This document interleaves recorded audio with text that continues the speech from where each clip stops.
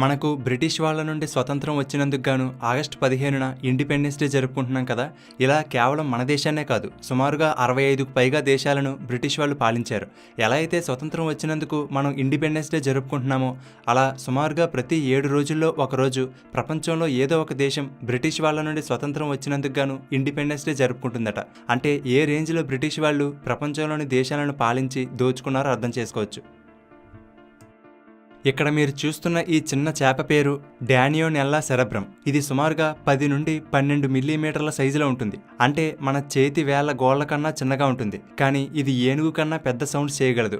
అంతేకాదు, ఒక bullet పేలిన sound, fire crackers నుండి వచ్చే సౌండ్, అంబులెన్స్ సైరన్ కన్నా పెద్ద సౌండ్లను ఈ చేప చేయగలదు. ఇది చేసే సౌండ్ 147 డెసిబుల్స్ వరకు చేరుకుంటాయి. అది ఒక జెట్ ఇంజన్ నుండి వచ్చే సౌండ్తో సమానం. ఈ చేప చేసే సౌండ్ ఎలా ఉంటుందో మీరు కూడా వినండి.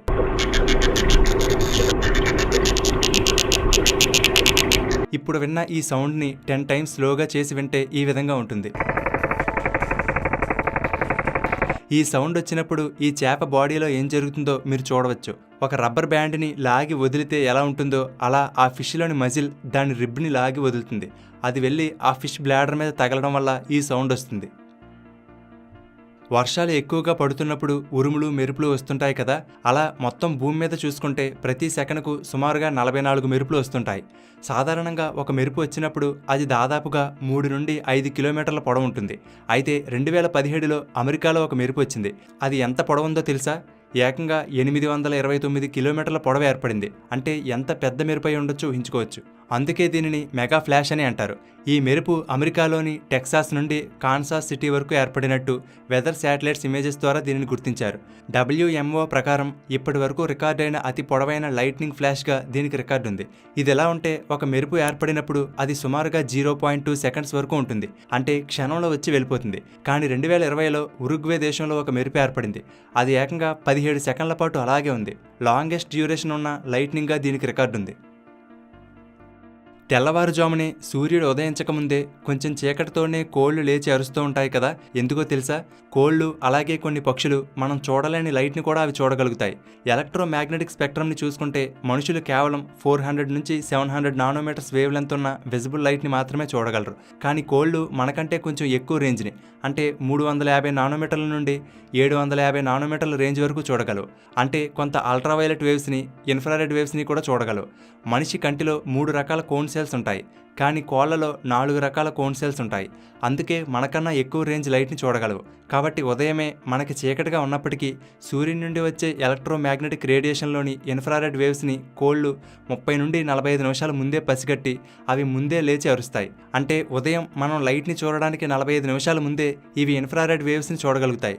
అలాగే మనుషులతో పోల్చితే సాయంత్రం చీకటి పడిన తర్వాత కూడా కొంతసేపటి వరకు అవి లైట్ని చూడగలుగుతాయి. ఈ ఎలక్ట్రోమాగ్నెటిక్ స్పెక్ట్రమ్ గురించి మరింత బాగా అర్థం అవ్వాలంటే మన తెలుగుబడి ఛానల్లో మనకి కనిపించని మరొక ప్రపంచం అనే ఒక వీడియో చేశాను. ఆ వీడియో లింక్ డిస్క్రిప్షన్లో ఇచ్చాను, ఒకసారి చెక్ చేయండి. గ్లోబల్గా చూసుకుంటే average internet speed 50 to 100 MBPS speed ఉంటుంది.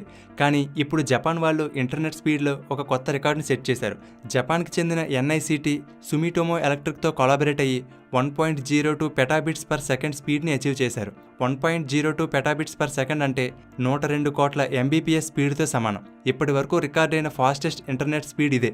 మన ఇండియాలో యావరేజ్ ఇంటర్నెట్ స్పీడ్ 63.5 MBPS. ఈ స్పీడ్తో పోల్చితే 1,60,00,000 రెట్లు ఎక్కువ ఫాస్ట్గా అనమాట. ఈ 1.02 PBPS స్పీడ్తో నెట్ఫ్లిక్స్లో ఉన్న అన్ని movies, web series, TV shows, documentaries ఇలా అన్నిటినీ కేవలం 1 సెకండ్లో డౌన్లోడ్ చేయవచ్చు. అంతేకాదు, స్పాటిఫై నుండి 1 సెకండ్లో 6,70,00,000 సాంగ్స్ని డౌన్లోడ్ చేయవచ్చట. 1 సెకండ్లో డౌన్లోడ్ అయిన ఈ సాంగ్స్ అన్నిటినీ కంటిన్యూస్గా వినాలంటే 1,27,000 సంవత్సరాలు పడుతుంది. ఈ టెక్నాలజీ కోసం స్పెషల్గా డిజైన్ చేసిన 19 కోర్ ఆప్టికల్ ఫైబర్ కేబుల్ని యూజ్ చేశారు. రెగ్యులర్గా యూజ్ చేసే ఆప్టిక్ ఫైబర్లో డేటా సింగిల్ లైట్ పాత్ ద్వారా క్యారీ అవుతుంది. కానీ దీనిలో 19 సెపరేట్ పాత్లు ఉంటాయి. సింపుల్గా అర్థం అవ్వాలంటే ఇక్కడ డేటా అనేది వెహికల్స్ అనుకుంటే, ఇప్పుడు మనం యూజ్ చేసేది ఒక సింగిల్ రోడ్. సింగిల్ రోడ్లో ఎక్కువ వెహికల్స్ వెళ్ళడానికి టైం పడుతుంది. కానీ జపాన్ వాళ్ళు డెవలప్ చేసింది 19 లేన్లున్న సూపర్ హైవే లాంటిది. ఎక్కువ వెహికల్స్ ఈజీగా ఫాస్ట్గా మూవ్ అవుతాయి కదా, అలా అన్నమాట. భవిష్యత్తులో cloud computing, autonomous vehicles, AI, streaming వంటి ఎన్నో టెక్నాలజీస్కి ఈ హై స్పీడ్ ఇంటర్నెట్ ఉపయోగపడుతుందని చెప్తున్నారు. అయితే ఇప్పుడే ఈ స్పీడ్ అందరికీ అందుబాటులోకి రాదు. దానికి చాలా టైం పట్టవచ్చు. ఎందుకంటే ప్రస్తుతానికి మనం MBPS స్పీడ్ వాడుతున్నాం. తర్వాత జీబీపీఎస్, నెక్స్ట్ టీబీపీఎస్, ఆ తర్వాత పీబీపీఎస్ స్పీడ్ని యూజ్ చేయగలం. మనందరికీ తెలుసు ఏదైనా హెల్త్ ఇష్యూ వస్తే మెడిసిన్స్కి ఎంత ఖర్చు అవుతుందో.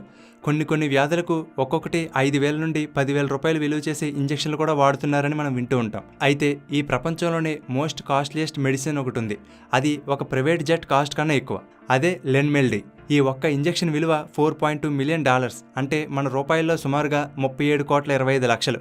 ఇది చిన్నపిల్లల్లో మెదడు మరియు నాడీ వ్యవస్థని దెబ్బతీసే ఎంఎల్డి, మెటాక్రోమాటిక్ లూకోడిస్ట్రోఫీ అనే రేర్ అండ్ డెడ్లీ జెనెటిక్ డిజార్డర్ని ట్రీట్ చేయడానికి వాడతారు. బాడీలో ఏఆర్ఎస్ఏ అనే జీన్లో మ్యూటేషన్ వల్ల ఈ డిజార్డర్ వస్తుంది. ఇది నర్వస్ పైన ఉండే మైలిన్ అనే ప్రొటెక్టివ్ లేయర్ని డ్యామేజ్ చేస్తుంది. దీనివల్ల చిన్నపిల్లల్లో కదలడం, నడవడం, మాట్లాడడం, చివరికి తినడం, గాలి పీల్చే సామర్థ్యాన్ని కూడా కోల్పోతారు. ఈ వ్యాధి వచ్చిన వారు సుమారుగా 7 నుండి 10 సంవత్సరాలకు మించి బ్రతకలేరు. అలాంటి వ్యాధిని ఈ ఇంజెక్షన్ క్యూర్ చేయగలుగుతుంది. అది కూడా ఒక్కసారి డోస్ ఇస్తే చాలు ఈ వ్యాధి నయమైపోతుంది. ఏవైతే డిఫెక్ట్స్ ఉన్న జీన్స్ ఉన్నాయో వాటి హెల్తీ కాపీ జీన్స్ని తీసుకుని పేషెంట్ యొక్క స్టెమ్ సెల్స్లోకి పంపించి దానిని బాడీలోకి పంపిస్తారు. దీనివల్ల డిఫెక్టివ్ జీన్స్ హెల్తీ జీన్స్తో రీప్లేస్ అవుతాయి.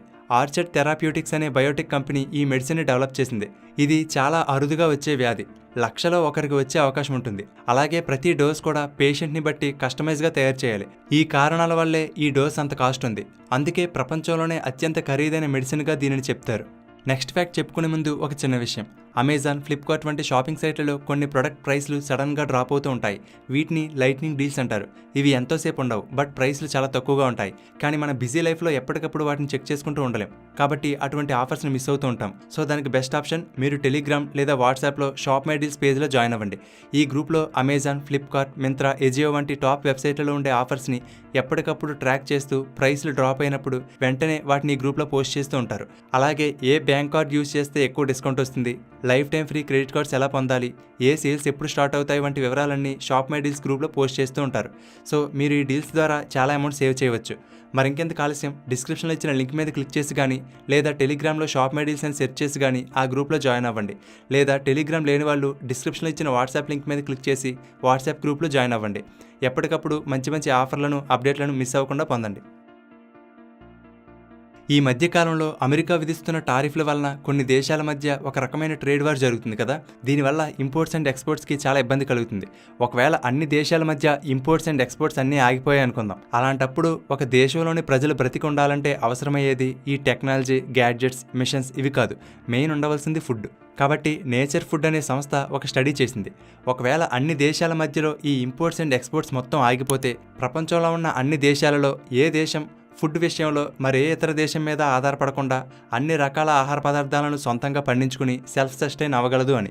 దానికోసం ఫుడ్ ఐటమ్స్ని fruits, vegetables, dairy, meat, fish, starchy staples అంటే కార్బోహైడ్రేట్స్ ఎక్కువగా ఉండే బియ్యం, గోధుమలు, మొక్కజొన్న, మిల్లెట్స్ మొదలైనవి, అలాగే నట్స్, సీడ్స్, లెగ్యూమ్స్ అంటే బఠానీలు, పప్పులు, బీన్స్ ఇలా కొన్ని కేటగిరీలుగా డివైడ్ చేశారు.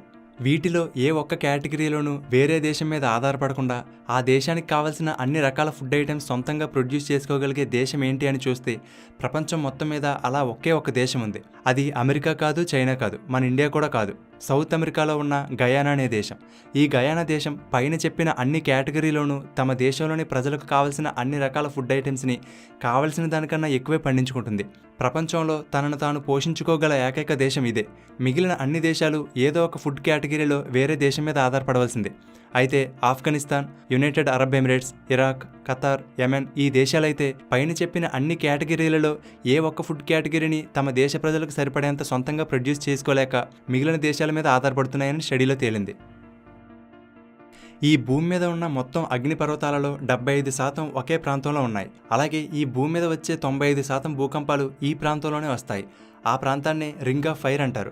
ఇది న్యూజిలాండ్ నుండి మొదలై Indonesia, Philippines, Japan, north America, south America వరకు విస్తరించి సుమారుగా 40,000 కిలోమీటర్ల పొడవుతో గుర్రపు నాడ ఆకారంలో ఉంటుంది. ఈ భాగంలో దాదాపు 450 అగ్నిపర్వతాలున్నాయి. అందుకే మిగిలిన అన్ని ప్రాంతాలతో పోల్చితే భూకంపాలు, అగ్నిపర్వతాలు పేలడం, సునామీలు రావడం ఈ ప్రాంతాల్లోనే ఎక్కువగా జరుగుతాయి. అయితే ఇక్కడే ఎందుకు ఏర్పడ్డాయి అంటే దానికి కారణం టెక్టానిక్ ప్లేట్స్. మన భూమిని చూస్తే సెంటర్లో కోర్ ఉంటుంది. దానిపైన మ్యాంటిల్ అనే లేయర్ ఉంటుంది. దానిపైన క్రస్ట్ అనే అప్పర్ లేయర్ ఉంటుంది. మనందరం నివసించేది ఈ క్రస్ట్ అనే లేయర్ పైనే. అయితే ఈ పైన ఉండే క్రస్ట్ అంతా కలిసి ఒకటే భూభాగంలో కాకుండా కొన్ని భాగాలుగా విడిపోయి ఉంటుంది. వీటిని టెక్టానిక్ ప్లేట్స్ అని అంటారు. వీటిలో 7 పెద్ద పెద్ద మేజర్ టెక్టానిక్ ప్లేట్స్ ఉంటాయి. ఇవి కాకుండా చాలా చిన్న చిన్న మైనర్ టెక్టానిక్ ప్లేట్స్ ఉంటాయి. అయితే వీటన్నిటిలో పసిఫిక్ ప్లేట్ అనేది అన్నిటికన్నా పెద్దది. దీని చుట్టూ వేరే చిన్న చిన్న ప్లేట్స్ ఉంటాయి. భూమి మీద ఉన్న అన్ని టెక్టానిక్ ప్లేట్స్తో పోల్స్తే ఈ పసిఫిక్ ప్లేట్ అనేది ఎక్కువగా అలాగే ఫాస్ట్గా మూవ్ అవుతుంది. ఎంతలా అంటే ఒక సంవత్సరానికి 7 నుండి 11 సెంటీమీటర్ల దూరం మూవ్ అవుతుంది. అంటే మన చేతి వేళ్ల గోళ్ళు ఎంత వేగంగా పెరుగుతాయో అంతే వేగంగా ఈ పసిఫిక్ ప్లేట్ కూడా కదులుతుంది. ఇది చిన్నగానే అనిపించవచ్చు, కానీ కొన్ని లక్షల సంవత్సరాల నుండి ఇలా కదులుతూ ఉండడం వల్ల పక్కనే ఉన్న వాటిని ఢీకొట్టడం లేదా ఒక ప్లేట్ మీదకు మరొక ప్లేట్ ఎక్కడం వల్ల ఈ భూకంపాలు, సునామీలు, అగ్నిపర్వతాలు పేలడం వంటివి ఈ ప్రాంతంలో ఎక్కువగా జరుగుతాయి. అందుకే ప్రపంచంలోనే మోస్ట్ డేంజరస్ ప్లేస్లో ఈ రింగ్ ఆఫ్ ఫైర్ కూడా ఒకటి. ఓకే ఫ్రెండ్స్, ఈ ఫ్యాక్ట్స్ మీకు నచ్చితే లైక్ చేయండి, అలాగే మీ ఫ్రెండ్స్ అందరికీ షేర్ చేయండి. ఫ్రెండ్స్, ఎప్పటికప్పుడు బెస్ట్ డీల్స్, ఆఫర్స్, డిస్కౌంట్స్ని పొందడానికి డిస్క్రిప్షన్లో ఇచ్చిన లింక్ మీద క్లిక్ చేసి టెలిగ్రామ్లో షాప్ మై డీల్స్ పేజ్లో జాయిన్ అవ్వండి. టెలిగ్రామ్ లేని వాళ్ళు వాట్సాప్ లింక్ ద్వారా వాట్సాప్ గ్రూప్లో జాయిన్ అవ్వండి. ఇలాంటి మరిన్ని ఇంట్రెస్టింగ్ వీడియోల కోసం తెలుగుబడి ఛానల్కి సబ్స్క్రైబ్ చేసుకుని పక్కనే ఉన్న బెల్ బటన్ని యాక్టివేట్ చేసుకోండి. తెలుగుబడి నుండి ఎప్పటికప్పుడు అప్డేట్స్ని పొందడానికి వాట్సాప్, ఇన్స్టాగ్రామ్, ఫేస్బుక్, టెలిగ్రామ్లో తెలుగుబడిని ఫాలో అవ్వండి. వాటి లింక్స్ కూడా డిస్క్రిప్షన్లో ఇచ్చాను, చెక్ చేయండి. Thank you for watching.